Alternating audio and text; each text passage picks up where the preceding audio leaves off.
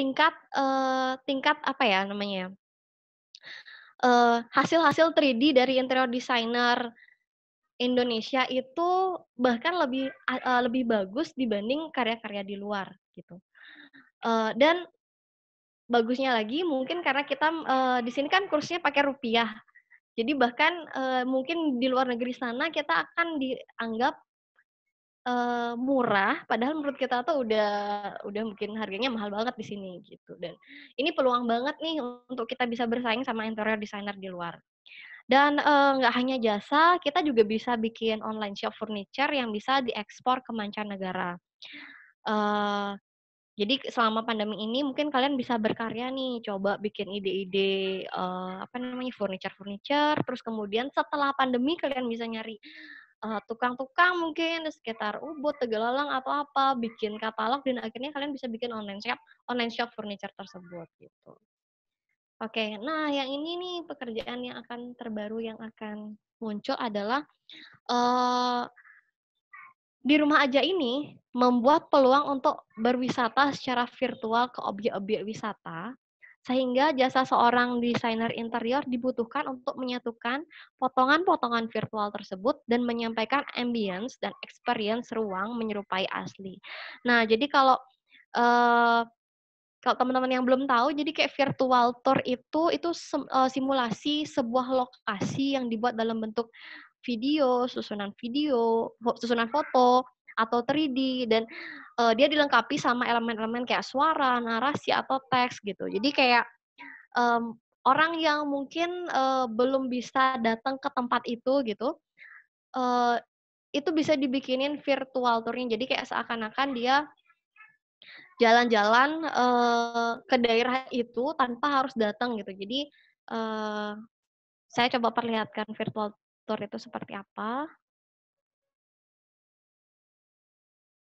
Mmm,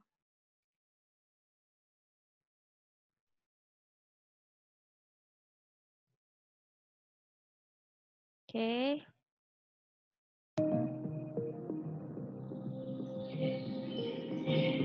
Nah, jadi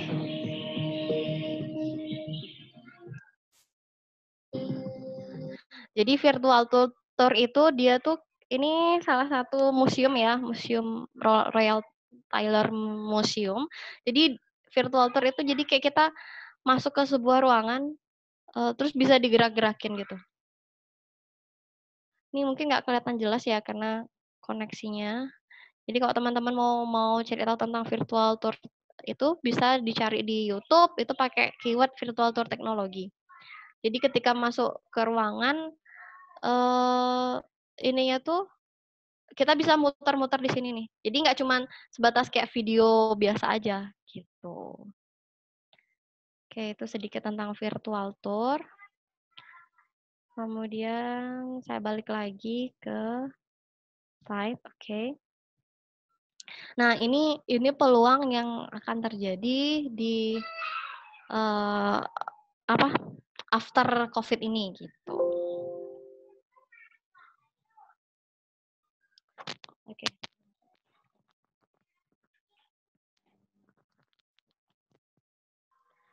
Oke, next-nya. Nah, lalu apa sih yang terjadi pada interior, gitu? Jadi, di new normal, trend of interior ini, yang terjadi yang pertama adalah adanya touch free teknologi. Jadi ketika kita naik ke lift, kemudian ketika kita membuka pintu, itu lebih pakai sensor. Akhirnya, jadi lebih pakai sensor tanpa menyentuh apapun gitu. Karena kan kalau sekarang tuh kita apa namanya, tangan itu gampang banget ya untuk menyebarkan bakteri atau virus kemana-mana gitu. Jadi akan muncul touch free teknologi, kemudian clean lines sama clean space. Nah, jadi semua desain itu akan didesain secara benar-benar terlihat rapi, terlihat bersih, dan minim akan ornamen-ornamen yang susah dibersihkan gitu. Kemudian dari hasil riset, nah dari hasil riset ini membuktikan bahwa material seperti plastik atau steel itu bisa bertahan hingga 72 jam di permukaan benda tersebut. Nah, sehingga Cooper, kalau kalian tahu Cooper tembaga, dia akan menjadi primadona lagi gitu. Jadi tembaga ini virus cuma bisa bertahan 4 jam aja dan habis itu berterbangan, entah mungkin karena kandungan material di dalamnya. Tapi ini akan menjadi material yang booming lagi untuk meminimalisir dari virus-virus itu gitu. Nah, kemudian dunia sekarang sedang mencari tentang material baru yang kira-kira anti mikrobakterial gitu. Jadi yang akhirnya kayak kuman-kuman, bakteri, virus itu tuh ogah gitu buat nempel di permukaan itu gitu. Dan orang-orang sekarang lebih banyak bekerja di rumah dan akhirnya yang akan bertumbuh itu adalah kalau kalian bisa ngeliat di sini alat-alat yang berhubungan dengan home improvement, kemudian gardening dan interior design produk itu akan jauh menanjak setelah kita melewati COVID ini dan di masa recovery. Gitu. Nah, ini jadi contoh beberapa foto-foto. Kalau yang di sebelah kiri, dua ini yang memakai tembaga tadi yang saya bilang, si Cooper tadi. Jadi dengan clean lines, jadi semua serba dibuat bersih gitu, putih gitu. Mungkin orang lebih gampang melihat kotoran di bagian yang putih gitu. Jadi benar-benar semuanya clean, nggak ada sudut-sudut yang tersembunyi gitu. Dan untuk furniture dia akan mengarah ke futuristik. Kalau teman-teman pernah dengar nih tren futuristik. Jadi dia menggunakan material-material yang looks-nya seolah-olah bahwa itu kesannya clean, bersih gitu dan pakai material yang gampang dibersihkan juga gitu. Nah, jadi skill apa sih yang dibutuhkan oleh seorang interior designer? Yang pertama itu adalah pastinya pengetahuan tentang desain. Karena mungkin ada orang yang beranggapan bahwa jadi interior designer gampang, tinggal lihat-lihat di YouTube, lihat-lihat tren, terus udah deh bisa jadi gitu. Nggak semudah itu, karena kalau kita ngomongin tentang desain interior, maka kalian harus belajar juga tentang psikologis penghuninya, which is itu manusia.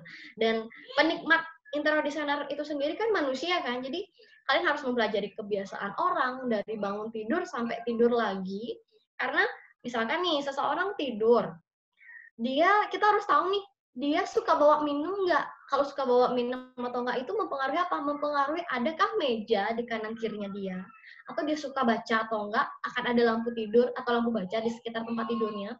Nah, tidak sebatas cuma ini nih kita punya referensi foto yang bagus gitu. Ini ruangannya kayak gini nih. Nah, setelah kita buat tapi kita nggak mempelajari tentang si penghuninya, si psikologis dari ruang dan dari manusia itu sendiri, maka desainnya itu nggak akan berhasil. Jadi belum tentu penghuninya ngerasa nyaman di sebuah ruang yang kita desain itu. Gitu. Jadi itu mengapa base design akan sangat penting. Kemudian kita juga perlu tahu tentang estimasi kebutuhan material dan biaya. Dari mana? Dari kita sering jalan-jalan. Jadi kalau kalian jadi mahasiswa ataupun masuk ke jurusan interior, jangan di rumah aja. Maksudnya after COVID ini ya gitu. Jalan-jalanlah ke Informa, kemudian jalan-jalanlah ke Depo, ke Mitra 10. Buat apa? Buat tahu kira-kira harga material itu berapaan. Buat akhirnya tahu kita bisa mengestimasikan nih, di pasaran berapa ya kira-kira. Terus mungkin bisa jalan-jalan ke toko bangunan untuk membandingkan harga-harga tersebut gitu. Kemudian yang ketiga visualisasi ruang. Nah, visualisasi ruang ini dengan apa sih gitu belajarnya? Dengan sketsa, dengan SketchUp, kemudian dengan AutoCAD 3D. Jadi visualisasi ruang ini dibutuhkan untuk kita bisa membangun persepsi yang sama antara kita sebagai desainer dan juga klien kita. gitu. Karena kalau misalkan persepsinya nggak sama, ya nggak bakal kebangun dong proyeknya, gitu. Jadi itu mengapa dibutuhkan visualisasi ruang dan tentunya butuh skill teman-teman untuk belajar tentang 3D. Kemudian pembuatan detail gambar dan rancangan. Pembuatan detail juga penting, karena dari situ kalian bisa menghitung real untuk estimasi RAB-nya, untuk rancangan anggaran biayanya. Kemudian untuk bisa mentransfer ide kalian ke lapangan untuk bisa dikerjakan sama kontraktor dan juga sama tukang-tukang gitu. Dan juga ini jadi koridor kalian untuk merancang. Nah, kemudian ada kemampuan berkomunikasi. Kemampuan berkomunikasi itu penting. Yang pertama itu adalah untuk mempromosikan diri kalian sendiri. Kalau kalian nggak bisa komunikasi, jadi gimana kalian promo dong kalau kalian bahwa kalian tuh interior designer gitu. Kemudian yang kedua itu bagaimana kalian bisa berkomunikasi sama klien dari orang yang biasa-biasa aja jadi pengen banget nih kita yang ngerancang. Terus bagaimana kita bisa berkomunikasi dengan supplier, akhirnya bisa dapat harga lebih murah. Kemudian sama kontraktor interiornya ataupun sama tukang-tukangnya. Jadi kemampuan berkomunikasi ini sangat penting dari step awal sampai akhir seorang interior designer. Nah, terus gimana interior planner yang sukses? Oke, saya punya beberapa tips. Pertama, mencari pengalaman dan susun portfolio. Jadi, teman-teman di awal itu kalau mau langsung mandiri atau jadi freelance, atau mungkin sebelum lulus nyoba jadi freelance, itu oke. Tapi kalau menurut saya, di awal, cobalah bekerja sama orang, mencari pengalaman. Karena dari bekerja sama orang itu, nggak cuman skill aja kalian yang terasa, karena kadang-kadang kita nemuin bagaimana kita belajar di kampus dengan dunia nyata itu mungkin ada sedikit perbedaan, entah dari teknik penggambaran ataupun step-stepnya. Nah, ketika teman-teman mencoba bekerja sama orang lain, selain kalian mempelajari skill, kemudian kalian akan bisa mendapatkan link dan relasi, kalian juga belajar untuk bagaimana sih caranya melihat bos kalian memanage para karyawan gitu. Karena kalau kalian sudah pernah berada di posisi karyawan, kalian akan lebih bisa untuk menghargai ketika someday kalian punya karyawan sendiri gitu. Kemudian susun portfolio. Jadi jangan malas susun porto ketika kalian bikin apapun nih, entah dari kuliah pun kan biasanya ada studio tuh. Ada studio, kalian kumpul-kumpulin ini, bikinin portfolio yang baik, yang bagus, terus kalian posting di sosmed pun nggak apa-apa, karena itu kalian udah nabung untuk promosi diri gitu. Kemudian promosikan diri dan bangun relasi yang luas. Jadi manfaatkan sosial media kalian, kemudian jejaring kalian, teman-teman kalian, bangun relasi yang seluas-luasnya dan jangan pernah menganggap remeh orang. Jadi kayak misalkan kalian punya temen nih, dulu kayaknya waktu pas SMA dia bodoh banget deh gitu. Jadi kayak aku males deh buat temenan sama dia gitu. Jadi blok-blok semua gitu. Nah, hati-hati gitu, karena kita nggak tahu ya, sekarang posisi kita gimana, 5 tahun, 10 tahun kemudian kita di mana dan dia di mana gitu. Jadi kayak sering banget saya mungkin waktu saya kerja sama orang, dulu itu saya sempat visit-visit gitu ketemu klien gitu. Bukan saya yang langsung ketemu kliennya, saya cuman kayak waktu itu sebatas cuman kayak anak magang gitu deh, baru anak baru gitu. Jadi tapi saya temenan baik sama anak yang punya proyek gitu. Dan akhirnya nggak tahu setelah di posisi sekarang itu malahan yang punya anak yang punya proyek itu jadi klien saya gitu. Jadi kita tuh harus benar-benar menjaga relasi baik dengan siapapun gitu. Dan kemudian kalau kita punya kesempatan bekerja sama orang, itu bangun relasi yang luas juga. Jadi sama teman-teman bosnya gitu, kemudian kontraktor, kemudian tukang, dan jadi itu jangan dianggap remeh gitu. Karena tukang itu pun juga bisa ketika kita punya proyek sendiri, kita bisa menghubungi tukang yang udah pernah kerja sama bos kita misalkan. Kemudian tetap belajar, keep learning, dan update tentang perkembangan desain interior. Jadi teman-teman kalau misalkan sekarang nih trennya kemarin sempat industrial kan, industrial. Jadi jangan cuma stay di sana aja. Aku kayaknya spesialis industrial deh. Jangan takut untuk mencoba hal baru. Jangan menutup diri untuk belajar lagi gitu. Jadi kalau sekarang yang terjadi gara-gara wabah ini kan banyak perubahan habit yang terjadi. Akhirnya ngimpact ke ruang. Dan jangan berhenti pada pembelajaran yang kemarin tentang industrial, tapi kita nyari tahu lagi nih, oh ternyata nanti bakal ngetren material antibakterial. Ya gimana sih ntar pengaplikasiannya di interior? Nah itu akhirnya kita nggak berhenti di satu tahap aja, tapi kita tetap belajar dan belajar lagi. Gitu. Terus sertai dengan passion.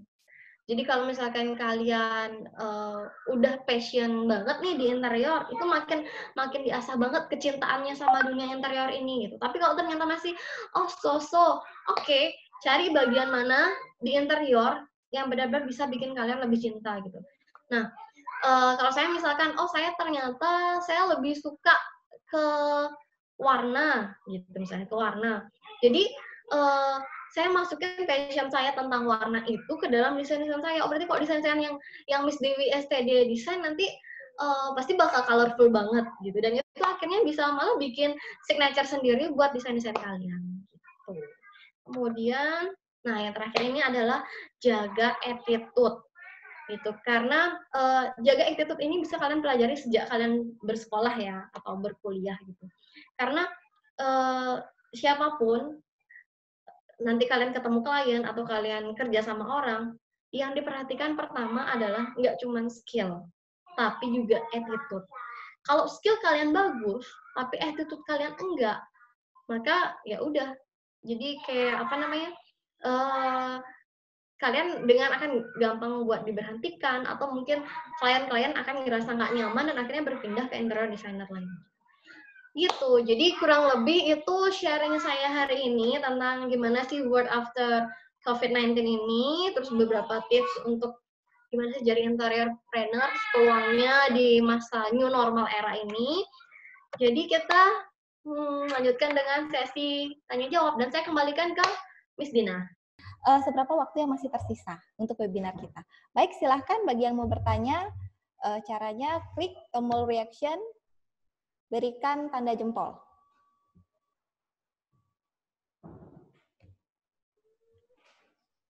Ayo, silakan. Masa nggak ada yang bertanya nih?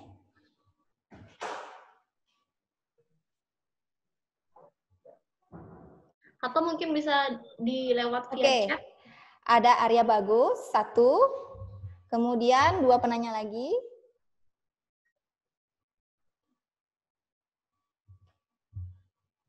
Ayo, 2 penanya lagi. Atau mungkin untuk mempersingkat waktu, silakan Arya Bagus bertanya saja dulu. Tolong admin di-unmute dulu, Arya Bagus. Selamat siang. Selamat siang. Ya.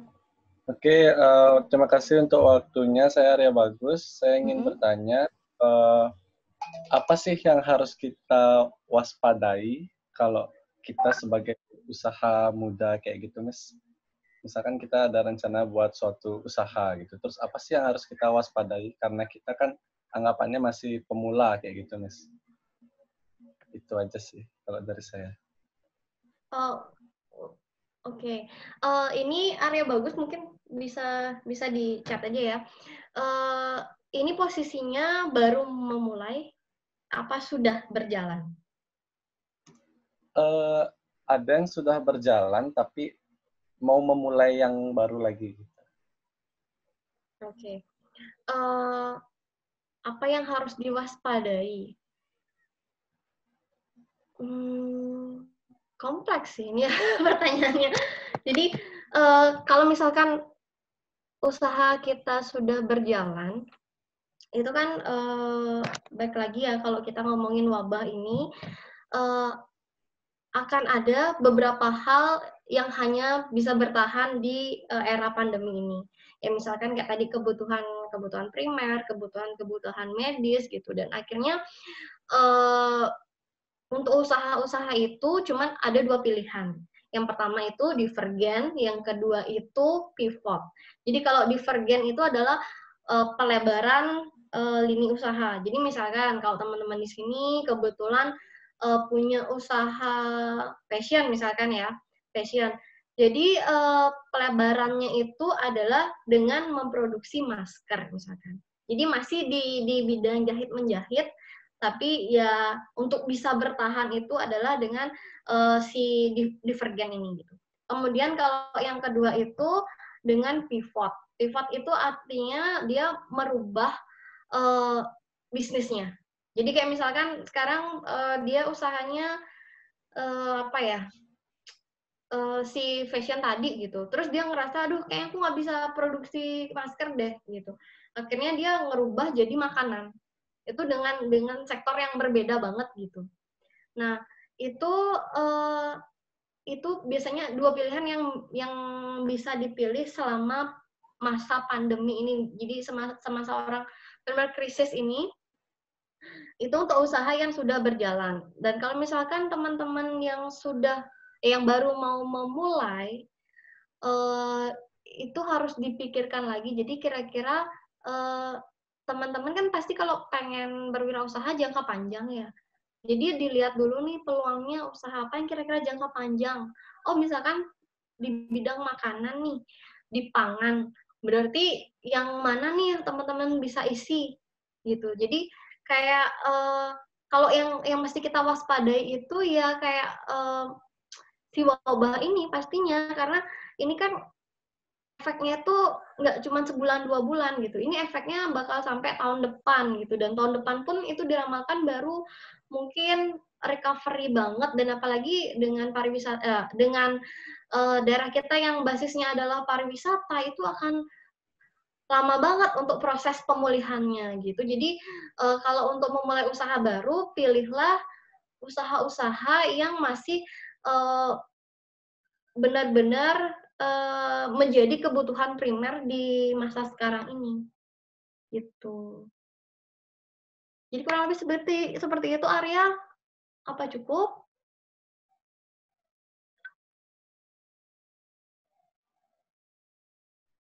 Di-mute kayaknya masih. Oke, cukup.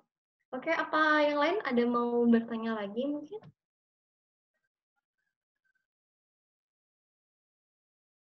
Mungkin bisa via chat juga kalau malu buat ngomong.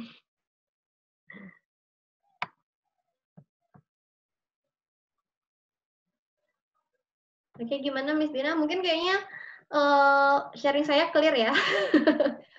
Oke, jadi Arya bagus, sudah cukup apa tidak? Jadi sudah cukup ya. Baik, karena waktu kita lagi sedikit, mungkin saya ingin mendapatkan satu penanya lagi supaya lebih clear. Ada yang masih mau bertanya? Karena pukul 14.10 kita sudah harus tutup webinarnya. Oke, lagi satu saja. Oke. Oh ya, nanti saya lupa tadi kasih tahu ya, bahwa tadi yang sudah bertanya akan mendapatkan hadiah masker gratis dari Miss Dewi. Sudah kan Miss? Jadi Arya bagus sudah mendapatkan hadiah satu. Siapa lagi yang mau dapat hadiah masker? Silakan bertanya. Sudah tidak ada yang bertanya? Di sini ada beberapa anak-anak yang saya kenal. Oke, senang dia Arya bagus ya. Terima kasih banyak Miss. Sama-sama. Saya mewakili Miss Dewi ya.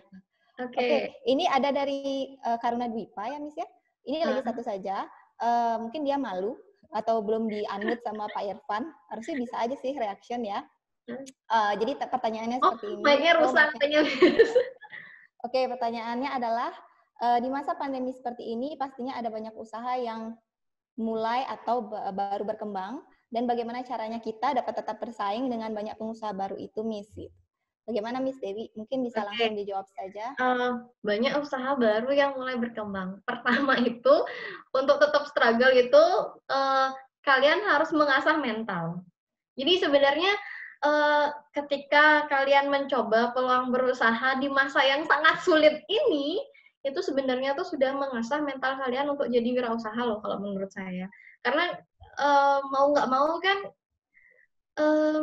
di saat kayak gini nih siapa sih yang nggak butuh duit gitu loh. Jadi atas keterpaksaan, jadi kayak kalian tuh mau nggak mau tuh harus mencoba zona yang nggak nyaman itu gitu. Dari situ tuh udah itu pertama itu udah mengasah mental kalau menurut saya. Terus bagaimana caranya kita tetap bersaing? Caranya dengan nggak berhenti belajar. Jadi kayak misalkan kalian nyoba nih jualan produk makanan gitu. Ternyata banyak banget nih yang jualan makanan. Jangan langsung pesimis, nggak mungkin kejual gitu. Loh, kenapa enggak gitu? Coba tawarin kalau misalkan di media sosial ternyata nggak ada yang respon, coba tawarin door to door gitu. Jadi kayak masukin ke WhatsApp grup atau langsung tanya ke mungkin ke miss-missnya kalian mungkin ya Miss ya. atau ke keluarga atau apa. Nih saya punya ini cobain deh, enak deh. Kalau perlu misalkan kalian ngasih tester nih. Jadi misalnya aku mau ngasih tester nih ke kamu, tapi bayar Gojeknya ya gitu misalkan.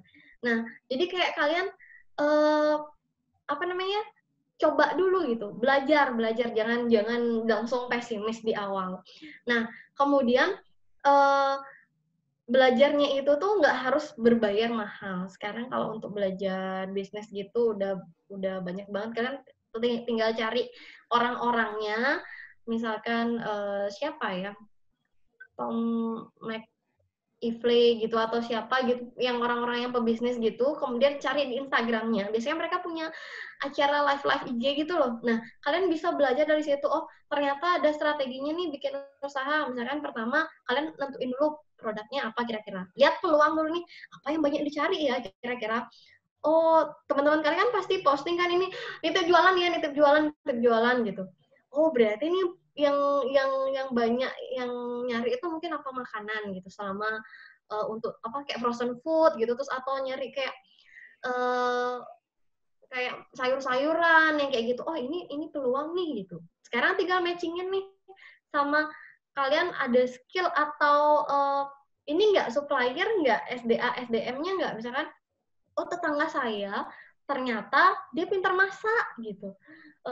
Itu bisa dijadiin ini loh apa namanya SDM-nya kalian gitu.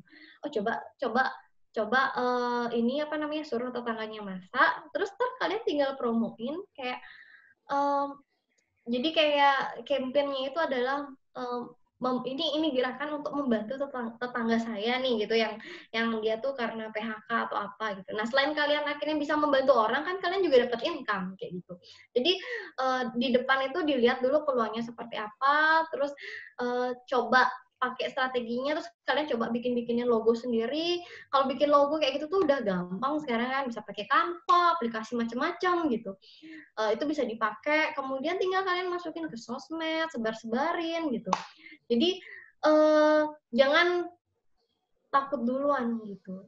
Jadi terus kalau misalkan oh ternyata sepi nih, nggak apa-apa kalau nggak masih sepi yang belanja, coba lagi promo-promoin.